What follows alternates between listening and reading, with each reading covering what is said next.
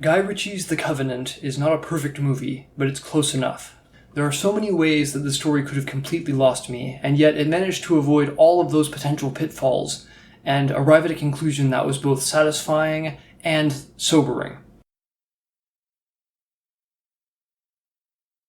Deciding to release a movie about the war in Afghanistan in 2023 is a bold move. America's foray into the graveyard of empires, followed by its undignified withdrawal, is not the sort of subject matter that will make anyone happy or inspired. If this film had tried to sell the message that America is awesome, and that all of the servicemen and women who served in Afghanistan were heroes, which is mostly true, it would have rang hollow. The jingoism has died down a bit since 2001, and no patriot wants to watch a movie about a lost war. Conversely, if the message were that the war in Afghanistan was a waste and that America never should have occupied it in the first place, which is definitely true, even those who agree with that assessment aren't going to watch the movie. Why pay for a movie just to bemoan foreign policy decisions that a moviegoer has no control over? But The Covenant interacts with politics in a very tentative manner. The film definitely has a political message, which is made clear by the end of it, but during most of the runtime, you wouldn't realize that it has a political message. That's because this story is not political, but personal.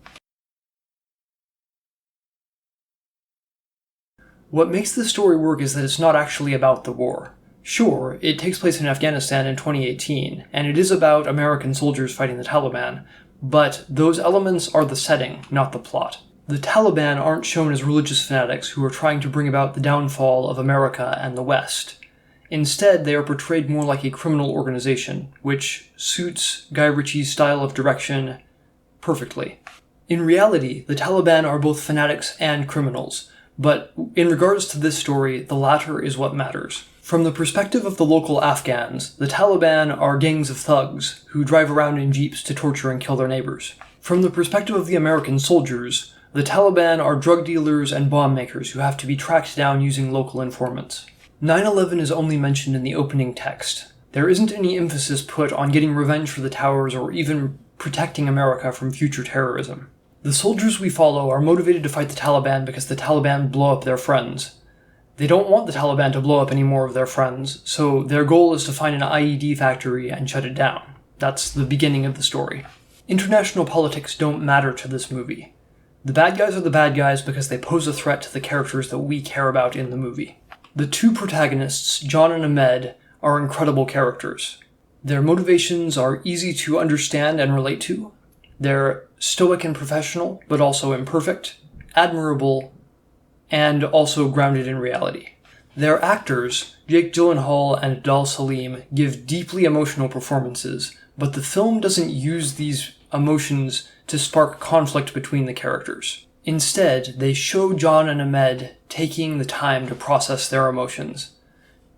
Instead of just letting the confrontation diffuse the situation, they give the emotions time to sink in, so that the audience has a better idea of what the characters are feeling. Though the name of the movie, Covenant, is a term steeped in religious connotation, religion is almost entirely left out of this movie. Normally, that would be a negative for me. I dislike it when important aspects of reality are left out of stories because they are potentially controversial.